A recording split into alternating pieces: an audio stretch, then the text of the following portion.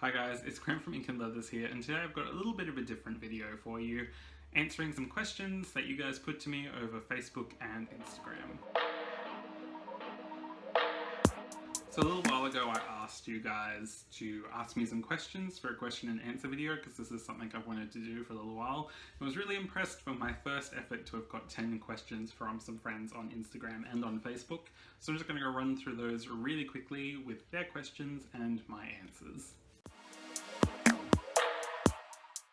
And the first one was, why did you start a blog about fashion?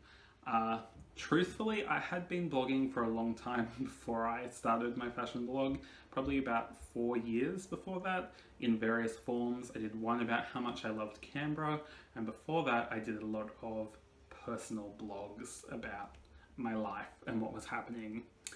Turns out people didn't really care about that. Shocking, I know.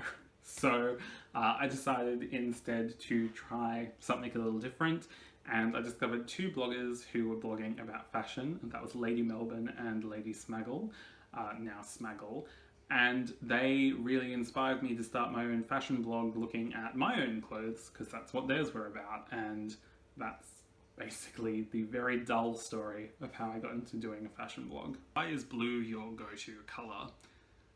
I'm not emo enough to wear black. No, that's not it. I really admired some bloggers and Instagrammers out there who were doing an only black, like a black and white kind of wardrobe aesthetic. But the truth of the matter is I don't like black that much. I really love the colour blue, and specifically the colour navy. So I decided to do my own thing and just wear blue or shades of blue, a little bit of white mixed in. I've been doing it for about 2 years now, and I love it. I love wearing the colour blue. I never get tired of it, and I don't think I will anytime soon. So until such time as I am sick of it, I'm just going to keep wearing blue because I love it. If I could see any designer's fashion show, who would it be and why? This one was a hard question. I feel like probably it would be a Dior Haute Couture show, just because I feel like that would be an absolute spectacle and would be absolutely amazing. Chanel would be another one, under Carl. I feel like they do some really crazy out there shows, and that would just be, you know, crazy spectacle, which would make it really impressive. Which fashion icon has had the biggest impact on you? And fashion icons haven't really had a large impact on me. There's not a lot of people who I can really point to and say that person's style really inspires me, and I go back to them time and time again. There are a few influencers who have remained constant through my life. Anna Wintour I find to be absolutely amazing. Her personal style I think is really spot on, and I try and emulate some of that, but translating, you know, a distinguished 50-year-old woman's style into a 20-something, now 30-something man's style doesn't really work so much. Other people whose style I really admire are Tori Amos and Courtney Love and David Mason. First two are musicians, the second one is a New York fetish and streetwear designer. I just really love their personal styles, and they inspire me to, I guess, be more daring and courageous in my own style. If you could pick 3 cities to visit, what would they be? So the first one I would pick would be Sapporo, because I have never been there and it's in Japan, and I would always pick a Japan city to go back to because I love Japan. Next one would be somewhere in Maine, kind of upstate New York, which I know are not even remotely near each other, but somewhere in that vast vicinity of kind of northeast America. Maine, Massachusetts, upstate New York, somewhere around there where there's like the big lobster food culture, and also kind of preppy Vineyard Vines, Lily Pulitzer, that kind of culture. I just find that area really interesting. The idea of that style is something I really like, so that would be an area that I would like to visit. And finally, I would probably say Beijing or Shanghai, because I love Chinese food and I would like to go and have some authentic Chinese food. Plus they're just gargantuan cities, and I'd like to experience that at some point in my life. What Luxe item is your number one currently I'm in love head over heels with item right now? And that's probably my Louis Vuitton 4 key holder, which my ex-boyfriend bought for me when we were in Japan last November. I just find those a really practical item. I love using it. I think it's really elegantly and simply designed, and I just think it's a really great grab and go piece. I am curious about the 6 key holder because I know that you can then put a card behind it or a couple of cards, which is kind of useful, but at the same time I don't even own 6 keys that I'd need a key holder for, so 4 is really great for me at the time being. What is your most used Luxe piece? That is definitely my Louis Vuitton Gender GM, so the large desktop size. I use it literally every day. It is my brain. I love it. I did stop buying the official Louis Vuitton refills for it though this year, which I know a lot of people are kind of opposed to, but I just said enough is enough with the price increases for the paper inserts, which really sucks because this year it actually looks really beautiful.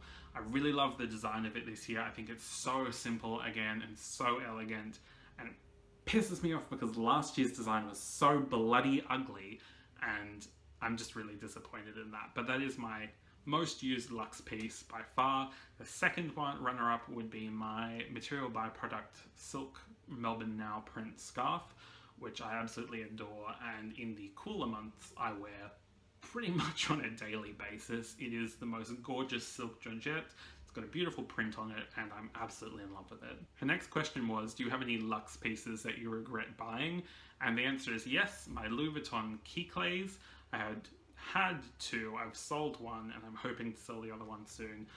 I just think they're a completely useless piece. I know a lot of other people love them, think that they're the bee's knees, but I just don't get it. That said, I am really interested in the Louis Vuitton Empreinte collection, and the key clay there I really like because it's quite big, and also it's made from that beautiful leather. So I am considering buying one of those down the track, but we'll see how I go with that. It's still a key clay, and I still think that they are really pointless. How many tattoos do you have, and do they all have a meaning behind them? You can't really see it because I'm wearing long sleeves, but I have tattoos up both arms. I am working on full sleeves. So as such, I've kind of stopped thinking of them as individual tattoos, and it's now just how many times have I been tattooed. At last count, it was 16 times. And I wouldn't say they all have like some kind of deep meaning behind them, but there's definitely a story behind each piece. Each piece is there for a reason, but that reason, the level of depth behind it alternates between, you know, something about a lot of my ex-boyfriends all had broken noses, and that was the type of meathead guy I was attracted to, and that was clearly a mistake, through to I really like lobster and Peking duck. So they're not all like life-changing moment, there's a big story behind it, it means something deep, but again, they're not all kind of like, I just like that. So if you want to see a video solely about my tattoos, it is something that I have been thinking of doing, so if so, give this video a big thumbs up or leave me a comment in the information box down below. If you had to choose a food to have a bath in, what would it be? I just love it. Everyone else is asking about fashion or Luxe or stuff like that. And then this one, completely out of the blue. Awesome. So I didn't even really think about this. Straight away, my first answer was ramen. I would have a bath in like a giant bowl of ramen. Japanese ramen though, not like the imitation Japanese crap that we have here in Australia. It would be authentic Japanese ramen, because there is a difference. We're really hard pressed to find authentic tasting ramen here in Australia, so I miss it so much, then I eat so much of it when I go back to Japan. I feel like if I had a giant bath of it, it would be awesome for probably about 30 seconds, and then I would realize how disgusting it was to be sitting in a giant bowl of ramen with, you know, my body. But that's my answer, a giant bowl of ramen. Yeah, I could go that right now. cold ramen for the summer, hot ramen for the winter and autumn. So there you have it, guys. That was my first question and answer video. I hope that you liked it. I hope that you found these little facts about me a little bit interesting. If you do have any of your own questions for maybe a future question and answer video, or if this is something you want to see more of, let me know in the comment section down below. I'd be happy to hear from you guys. If you like this video, please do give it a big thumbs up. That would be awesome. And you can also subscribe to my channel up here somewhere. That would mean a lot to me as well. Thank you so much for taking the time to watch this video, guys. I know that there are hundreds out there. The fact that you take the time really does mean a lot to me. You can stay in contact with me through my other social media, which are always linked in this information box down here at the end of every video. And until next time, bye!